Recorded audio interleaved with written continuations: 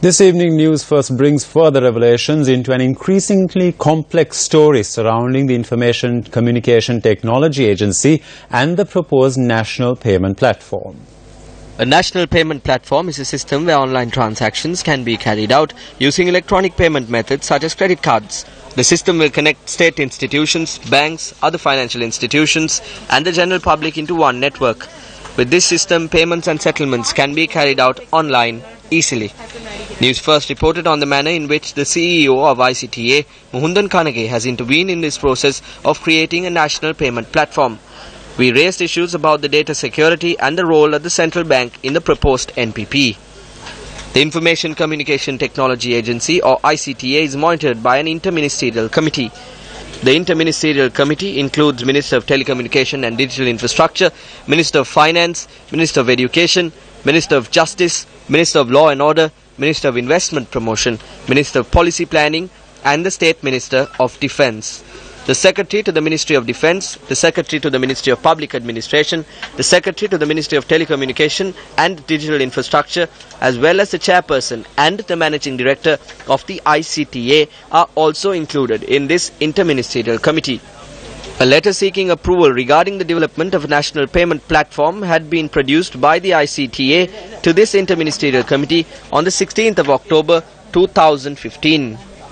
The proposal identifies the central bank as a stakeholder in the creation of the national payment platform and seeks approval of the interministerial committee for the support of the Central Bank of Sri Lanka and Lanka Clear Private Limited for the successful completion of the national payment platform. However, the 14-member committee appointed by the CEO of ICTA, Lanka, in its report almost a year later, on the 22nd of June 2016, has not mentioned the central bank as a stakeholder in the creation of the NPP.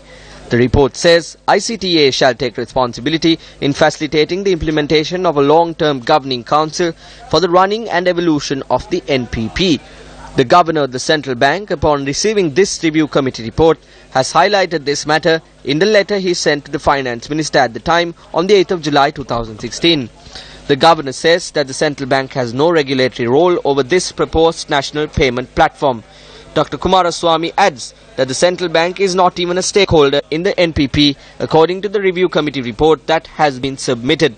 How is it that the ICTA recognizes the Central Bank of Sri Lanka as a stakeholder of the NPP in the letter they sent to the Interministerial Committee in 2015, and why is the Central Bank not a stakeholder of the NPP in the Review Committee report of the ICTA in 2016? Chaturanga Hapuarachi, who has been following this story in great detail, joins us now from the News First newsroom. Good evening, Chaturanga. Good evening to you, Shane. Chaturanga, we had a lot of information being shared now with our viewers.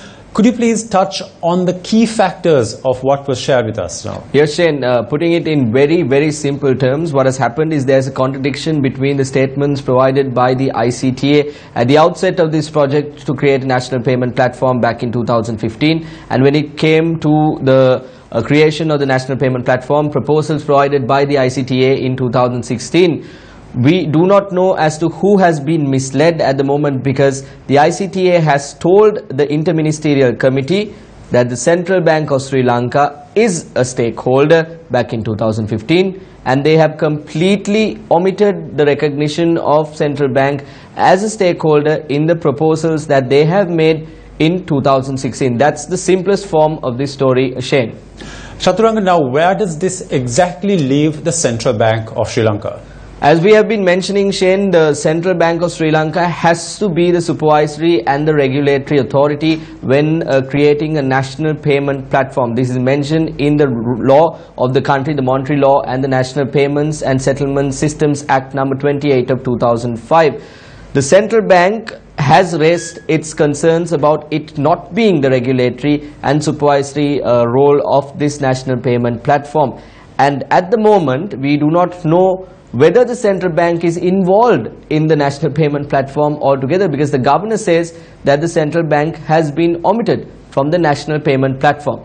Now, we have a program that is running right after the news, BIS First in Focus, where we have extensively discussed about the problems concerning the national payment platform and the history of how it came to be.